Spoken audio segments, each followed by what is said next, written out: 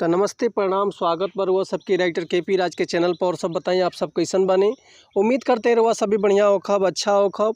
तो रउआ सबन खातिर लेके आ गइल बानी बिल्कुल ज़बरदस्त, बिल्कुल ब्लास्ट, बिल्कुल हिट, बिल्कुल खतरनाक मैटर देवर भौजाई के स्पेशल भोजपुरी सॉन्ग। उम्मीद करते रउआ सबके बेहद पसंद आई। अगर एकरा के रउआ नया म्यूजिक बनवा के, बढ़िया से म्यूजिक बनवा के दिल से गायकी कैतनी तो 100% बाकी गाना और मार्केट में ब्लास्ट करी। लेकिन ऐसे पहले रुआ समन से एगो बात कहल चाहब कि अगर रुआ गायकी में इंटरेस्ट बा, गायकी में कदम रखले बानी, गायकी रुआ पसंद बा, रुआ के बढ़िया बढ़िया मीटर नहीं मिलत, बढ़िया गाना नहीं मिलत, बढ़िया से तुकबंदी नहीं मिलत, तो रुआ अगर हमारा चैनल पर आ गए तो रुआ सबके निराश भइले के जरूरत नहीं है।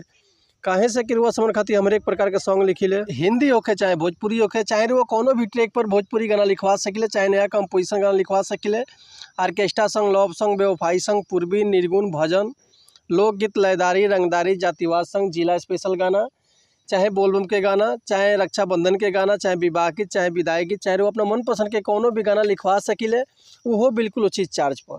तो ऐसे कहल चाहब रुआ समझ से कि रुआ अगर हमारे चैनल पर आ गए बनी, चैनल पर पहला बार बानी तो चैनल के लाइक कर दी, सब्सक्राइब कर दी और बेल आइकन प्रेस कर दी, ताकि कोनो वीडियो अपलोड करी तो सबसे पहले नोटिफिकेशन रुआ समन के मिले। अगर वीडियो अच्छा लगा था तो एगो प्यारा सा कमेंट कर दी। चलिए देर ना करते हुए आज के मीटर देखा जाए कैसे बा, का एकर लय बा, का एकर धुन बा, रुआ समन के हम गा के बताओ तनी। उम्मीद करते रुआ सबके बेहद पसंद आई। तो चलिए देखिए आज के गाना कैसे बा।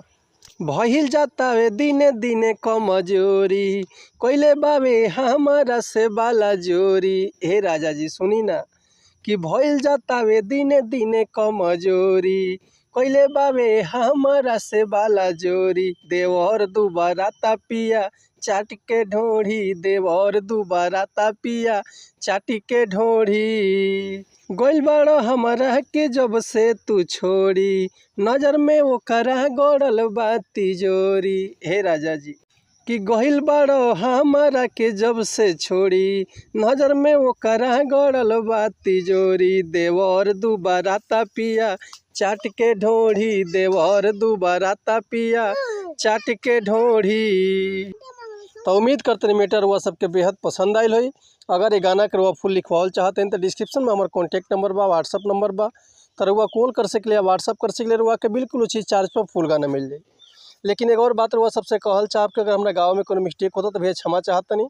ऐसे कि हम गायक ना ही रुआ समन के खाली बता सकिले, समझा सकिले, ये रुआ ऊपर डिपेंड करते हुआ जितना बढ़िया से गायकी करब उतना बढ़िया से गाना और मार्केट में ब्लास्ट करी। तब मिलता है नेक्स्ट वीडियो में कुछ नया गाना, कुछ नया धुन, कुछ नया कंपोजिशन लेके। तब तक ले रुआ सबसे अनुमति चाहतनी। अगर रुआ कोनो भी तरह के म्यूजिक भी बनवाल चाहते हैं तो बेहिचक कॉल या व्हाट्सअप कर सकतनी। रुआ के बिल्कुल उचित चार्ज पर बढ़िया से बढ़िया म्यूजिक हम अलग से मिल जाए। तब मिलता है नेक्स्ट वीडियो में, तब तक ले रुआ सबसे अनुमति चाहब। नमस्कार, प्रणाम, जय हिंद, जय भारत, जय भोजपुरी समाज, हर हर महादेव, जय शिव शंभु, जय माता।